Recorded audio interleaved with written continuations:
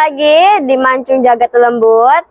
Hari ini aku lagi kedatangan narasumber yang akan menceritakan kisah mistisnya di kosan di daerah Cinere ya.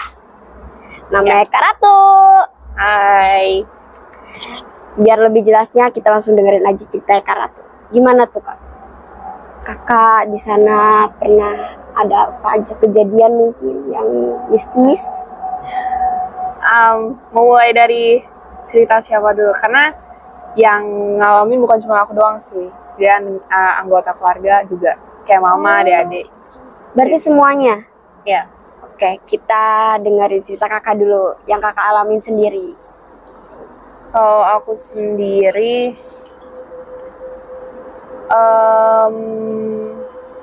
jadi itu malam ya, jadi emang berdua doang di kosan itu sama Messi. Karena situasinya mama sama Cinta lagi ke Medan waktu itu kan. Nah jadi kebiasaan aku sama Messi kalau misalnya udah habis maghrib, udah bosan di dalam kamar, keluar duduk di depan kamar gitu kan. Nah, jadi aku posisinya lagi duduk, Messi di depan aku, dan gak sengaja aku ngeliat ke atas atap kamar kita. Itu ada yang terbang gitu. Terbang? Iya. Itu sosoknya gimana? Maksudnya putih atau apa? Iya putih, jadi kayak kain putih terbang gitu loh. Kayak yang benar-benar kain putih panjang terbang gitu, kayak bolak-balik gitu. Ya. Dan aku juga sempat kalau ke warung, ini bukan sekali dua kali, tapi kayak hampir aku ke warung kalau malam itu pasti ada sosok kayak, aku kurang tahu juga sosoknya itu nenek-nenek atau kakek-kakek, karena dia tuh posisi di pojok gerbang dekat pos security itu dia jongkok gitu loh, pakai baju batik gitu. Nah itu awal pertama kali aku ngeliat, aku kira batu gede. Ternyata paginya, karena aku orangnya penasaran banget, jadi paginya aku cek ke sana, gak ada batu.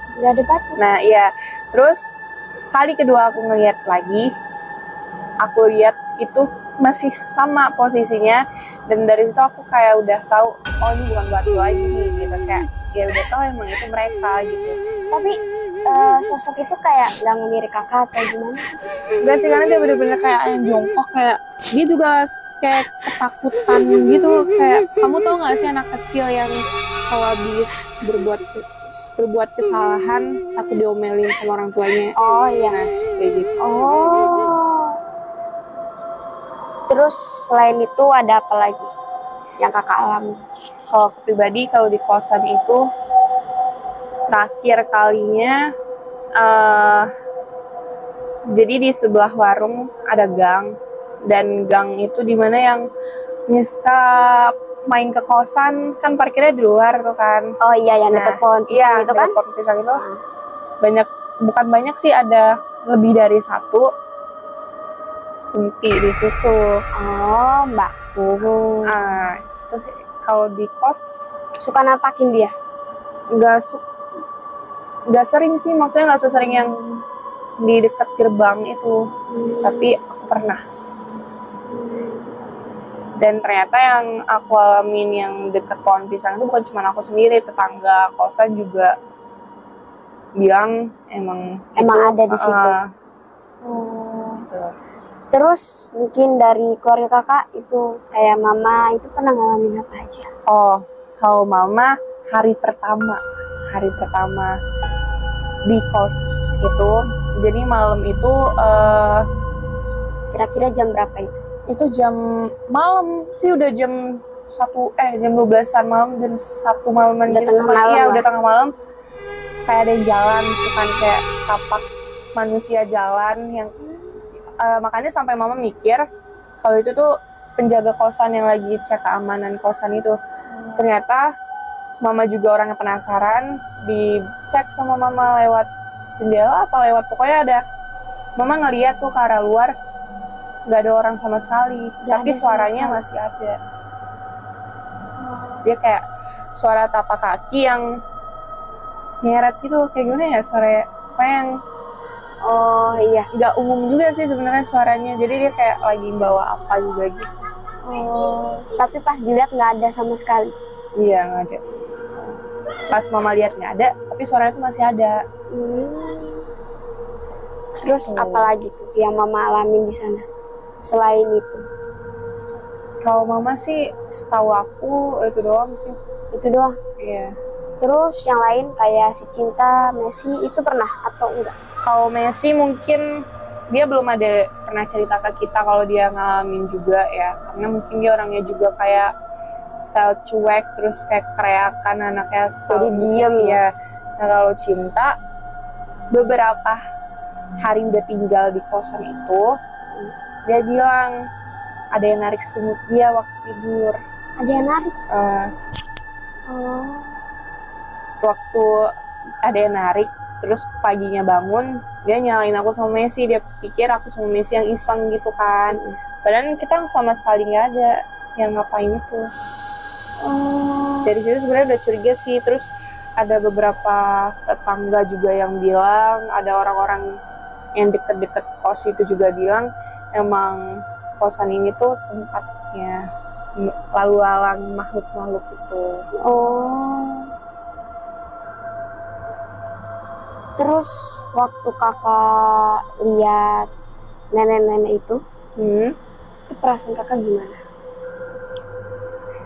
Awal aku ngeliat ya pertama kali banget tuh kayak yang biasa aja gitu loh. Maksudnya dalam arti biasa aja, bukan aku nggak takut ya, tapi kayak karena pikiran pertama aku tuh mencoba positive thinking, aku kira batu, jadi kayak yang biasa aja. Tapi kali kedua karena paginya itu aku karena paginya aku lihat gak ada batu sama sekali di situ, kedua kalinya dia menampakkan diri ke aku kayak udah yang mulai deg-degan gitu. Salah lewat tuh kayak udah mulai panik duluan, tapi ya udah biasa aja. Mungkin karena aku mikir kita kan gak ganggu mereka, jadi mungkin mereka nggak akan ganggu kita gimana. Mereka cuman kayak mau ngasih tahu kalau itu tuh tempat mereka gitu loh. Tapi munculnya nenek-nenek itu di jam-jam tertentu atau gimana? Kira-kira di malam hari atau sekitar jam berapa gitu munculnya? Pertama kali aku melihat sih itu di jam segini nih. Jam berapa nih sih? Jam ini sekitar jam setengah gitu. 7 lah. Nah, terus kali kedua, kali ketiga, dan seterusnya itu setiap di atas jam 8. Pokoknya di atas jam 8, kayak setengah 9, jam 9-nya. Berarti sekitar segitu. Iya. Terus selain di kosan tuh, selain kakak, ada nggak sih kayak tetangga-tetangga yang digangguin di kosan itu? Ada sih. Tetangga ini tuh emang lumayan dekat sama kita. Yang punya anak kecil itu. Oh iya. Ya, nah itu jadi dia baru pulang dari mana gitu kan, udah malam juga. Di sebelah kamu parkir mobil, sebelah itu kan rumah kosong tuh kan. Nah, rumah kosong, dia ngeliat di situ tuh ada orang gede katanya. Orang gede? Nah, jadi orang gedenya itu ngikutin dia sampai ke kosnya. Dan ngikutin dia ke kosannya. Terus si ibu ini katanya udah ngunci kamarnya. Tiba-tiba kamarnya itu kebuka sendiri, padahal itu udah dikunci, bukan ditutup doang gitu. Kunci itu tengah malam, sekitar jam setengah satuan. Setengah satuan, iya. Terus itu dalam kondisi yang ada angin, terus hujan juga. Tiba-tiba pintunya kebuka sendiri. Itu kebukanya dobrak gitu atau? Gak ngerti sih, cuman dia ngomong kebuka sendiri padahal udah dikunci, dia bilang. Dan beberapa hari kemudiannya di toiletnya dia, kursi kecil itu tau nggak, gerak-gerak sendiri di depan mata dia sendiri. Gerak-gerak sendiri? Berarti emang kosan itu udah, tetangga-tetangga situ udah nggak kaget lah? Iya, karena udah dengar dari luar juga emang keadaan kosan gitu. Ada aura-aura mistis di dalam kosan itu juga sih. Bahkan sampai kadang ngikutin kita kemana-mana. Maksudnya ikuti? Misalnya kita pergi itu kan, jadi di dalam mobil itu tiba-tiba nanti suka kayak ada aroma-aroma yang gak enak. Oh. Aroma-aroma busuk atau aroma-aroma sampah gitu. Terus selain di kosan, kayak kakak pernah nggak sih kayak ada mungkin kejadian di luar kosan kayak di lokasi syuting atau di apartemen yang sekarang kakak tempatin? Kalau di lokasi syuting sih belum ya. Nah, tapi kalau di apartemen sekarang nih baru aja banget nih kejadiannya. Apa tuh? Sebulan belakangan ini sih kayak waktu aku lagi ngejemur sesuatu di balkon, itu udah di atas, udah kelar maghrib nih, jam segini juga. Oh, jam 6:30 Ya, lah. ada kunti yang ya kuntilanak. Iya, itu ngapain?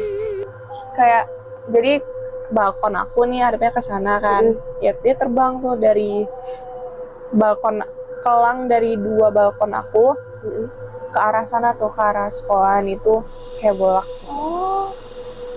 Sampai kadang kayak tengah malam juga suka kayak ada suara burung yang menandakan kalau ada mereka juga. Oh. Dan Tapi pas sempat ngecek nggak kayak itu ada burung atau enggak? aku mau ngecek, cuman kata mama kayak jangan gitu karena itu tengah malam. Oh, itu sekitar jam berapa emang? Jam 11:30-an gitu sih. 12-an. Aku mau ngecek, terus kata mama jangan coba-coba kalau udah denger kayak gitu buat ini kan, karena kita nggak tahu itu apa sebenarnya. Iya. Karena kebetulan juga emang ada yang ngirim juga gitu. Oh. Itu yang ganggu, yang ngirim sosok apa? Kalau setahu aku siluman ular. Jadi badannya dari perut ke bawah itu bentuk ular, dari perut ke atas tuh perempuan gitu loh.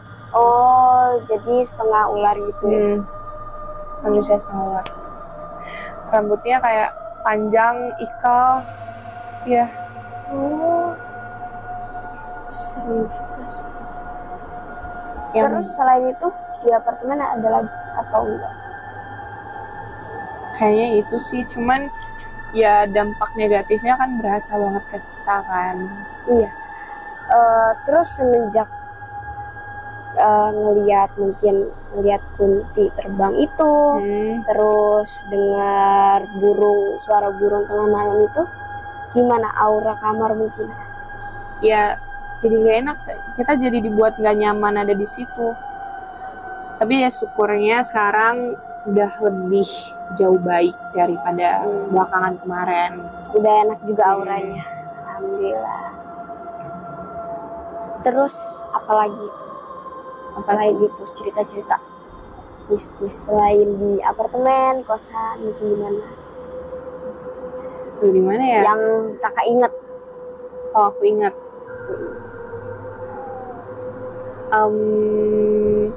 Di Bogor sih. Bogor itu apa? Tempat rumah? Iya, jadi rumah om aku itu posisinya aku baru balik teater. Balik teater. Nah, jadi rumah om aku di situ kan, kalau kata orang sih apa? Tusuk sate. Oh, tusuk sate. Nah, jadi kemarin kebetulan mobil mama juga lagi bermasalah. Pokoknya jadi nggak ada mobil yang bisa dipakai. Kita naik Grab dan kunci rumah itu aku pikir di rumah om itu kosong. Ternyata ada tante aku kan. Jadi pada awal kita taunya rumah kosong, kita telepon abang sepupunya mama. Aku manggilnya Pak D. Ya, aku telepon Pak D itu ada di rumah ujung, bukan di rumah yang tusuk sate ini. Aku telepon, diangkat, suaranya kayak suara cowok. Ya cowok kan namanya Pak D juga. Jadi aku pikir tuh emang dia yang angkat gitu. Terus aku angkat, dia tanya ini siapa gitu. Tapi kayak suaranya tuh beda, bukan suara Pak D ini. Ini siapa? Aku bilang, terus aku langsung bilang dong kayak jangan bercanda nih, kita capek habis sekolah teater gitu kan, udah malam juga, udah sekitar jam 12 lewat gitu. Oh, udah tengah malam. Iya. Terus dimatiin sama dia. Aku telepon lagi karena kan mau minta kunci rumah. Gak diangkat-angkat. Terus si Messi jerit-jerit manggil Pak D gitu. Ternyata Pak D-nya ini tidur. Lagi tidur. Terus aku tanya dong, jadi siapa yang angkat teleponnya tadi? Aku bilang kayak gitu kan. Terus Pak D-nya bilang, kita nggak ada angkat telepon gitu. Aku nggak ada angkat telepon gitu kan. Terus aku tanya, Pak D lagi sama siapa emangnya di kamar? Dia bilang sendiri. Terus penasaran dong siapa yang angkat teleponnya. Dia juga nggak percaya. Emang iya aku ada angkat telepon gitu. Aku kirimin, aku kasih buktinya. Nih lihat, ada 18 detik kita ngobrol gitu. Terus dia bilang, tapi aku nggak ada angkat telepon, aku tidur, digituin sama dia. Dan ya pas sebelum masuk ke rumah, di parkiran mobil, emang tempat parkir mobil aku sama mama sama om juga gitu, kayak ada ibu-ibu tiba-tiba kayak nyenterin area parkir. Pas aku lihat di area parkir, pas jadi senter tuh kan bulat tuh kan cahayanya. Pas aku lihat tuh kayak ada cewek berdiri ngeliatin kita. Gitu sih. Itu doang sih yang pengalaman aku sendiri yang aku rasain. Berarti itu aja. Ya. Mungkin pesan-pesan kakak apa nih buat teman-teman dari kejadian-kejadian kakak yang kakak alami, dari kisah-kisah kakak yang kakak alami sendiri. Pesannya apa ya? Oh ini nih, dimanapun kita berada, ya kita harus jaga sikap, jaga tutur bahasa, dan kita juga harus saling menghargai mereka yang ada di dunia yang berbeda sama kita, karena mau dipercaya atau nggak dipercaya juga mereka ada gitu. Dimanapun tempatnya. Iya, dimanapun tempatnya. Yang penting selagi kita nggak ganggu mereka, selagi kita nggak ngusik mereka, mereka juga nggak akan ganggu kita, nggak akan ngusik kita, nggak akan jahatin kita juga. Udah, itu aja. Iya. Ya udah teman-teman, makasih ya udah dengerin Kak Ratu cerita, udah dengerin kita ngobrol-ngobrol. Pokoknya jangan lupa like, comment, and subscribe. Dan buat kalian yang ada cerita-cerita mistis juga, silahkan kalian komen dan chat nomor di bawah ini.